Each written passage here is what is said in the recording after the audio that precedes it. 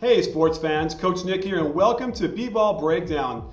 I'd like to take a moment to look at what Kobe Bryant was yelling as he got caught on camera after practice yesterday.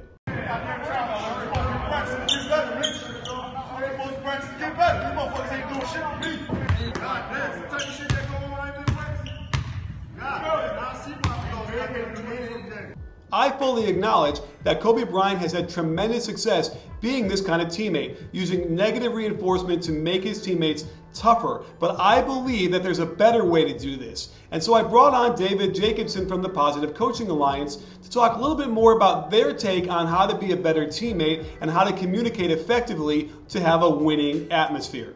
So David, I know you had a chance to see what Kobe has done and what he was yelling at Mitch Kupchak and his teammates yesterday. So I was really happy to have you come on the show and talk a little bit about your feelings on that and how that either aligns or doesn't align with what the Positive Coaching Alliance stands for. Well, thanks, Nick, and thanks for having me. I did see Kobe's video and read some transcript and different online reports about the length of what he said and the people he said it to, teammates, and then General Manager Mitch Kupchak as well. Obviously, speaking for Positive Coaching Alliance, where we're involved with youth sports and high school sports, it's a pretty poor example. Obviously, it happens at the highest levels of sports, and sometimes it happens in high school gyms too. At some point, you don't want to see that kind of language used. It just is grates on the ear after a while. More importantly, from an athletic perspective, it really can diminish people's wills. I think part of what Kobe wanted was to fire his guys up and to help them rebuild the will that he had seen lacking in the early parts of what's been a really tough season for the team. At the same time, you can say, oh, he's a competitor, he's a very fiery guy and all that, and there's some results that back up his level of competitiveness. But especially with a team that is already downtrodden, I would think you'd want to find some ways that are more uplifting to talk to your teammates and to try to build up the environment and atmosphere in which everybody's trying to operate and compete. So what do you say to the people who are going to say, oh, you're just a wimp, you're a word we can't actually say on our show, and that is the man's game, and you got to be able to do that and treat your teammates that way. How do you respond to that kind of ideology? I think that that implies a mistaken view of manhood, and which is maybe a more deeper philosophical discussion than we necessarily want to have here and now. But to me, the measure of a man and what we would at Positive Coaching Alliance would talk about in terms of coaches developing young players into men and women is that it takes some strength to restrain yourself and bring your teammates up with you rather than feeling the need to tear them down and think that that is what's going to get the job done.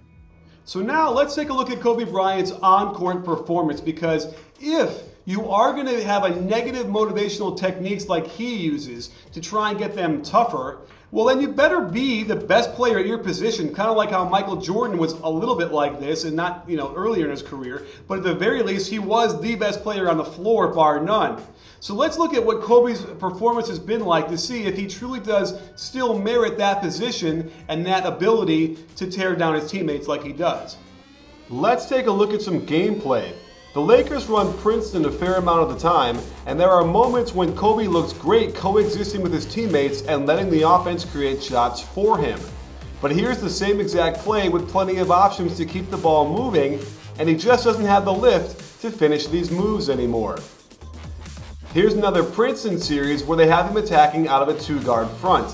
There is great flow and ball movement until it gets back to Kobe. Once Collison doubles, it could be a great opportunity to hit Price, who would have had an opening. Instead, he isolates and takes a bad fadeaway with time still left on the clock.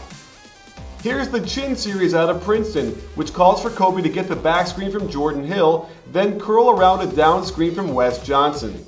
Watch how he breaks off the play to tell Johnson to get the ball on the wing so he can get a post-up. Here's an example of a good read where Kobe feels he can take the young McLemore down low rather than try to beat the younger legs from the perimeter. Again, out of Princeton, Kobe cuts through to the corner, and this play could evolve into a two-man game with Carlos Boozer. Instead, he settles for a quick, inefficient long two. The Lakers also run horns with Kobe as the point guard, and it's not a great look for them.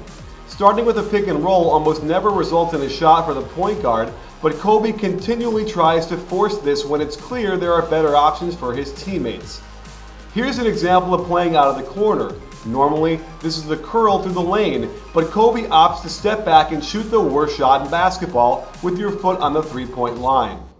When looking at Kobe Bryant's overall shooting efficiency, the people in Kobe's corner tend to argue that he's had to bail the Lakers out in so many late clock situations that of course it affects his shooting percentage. Of the 19 players who have taken at least 50 shots with the shot clock below 4 seconds, Kobe is exactly average in efficiency. But if you look at how often he has to take this shot in comparison to all his other shots, it's only 11.4% of the time. Of those 19 players, only 3 take fewer as a percentage of their total shots. So their effect on his field goal percentage is minimal. On closely contested shots, Kobe is actually shooting better than any of his comparable shooting guards, but he has taken almost twice as many as the next shooter. Lest you think those are all as the shot clock is running down, only 9 were taken with 4 or less on the clock. Wait, you want more? For bonus coverage of Kobe Bryant's performance this season, packed full of more stats and on-court analysis, click here or on the link below. You don't want to miss it. I'm in.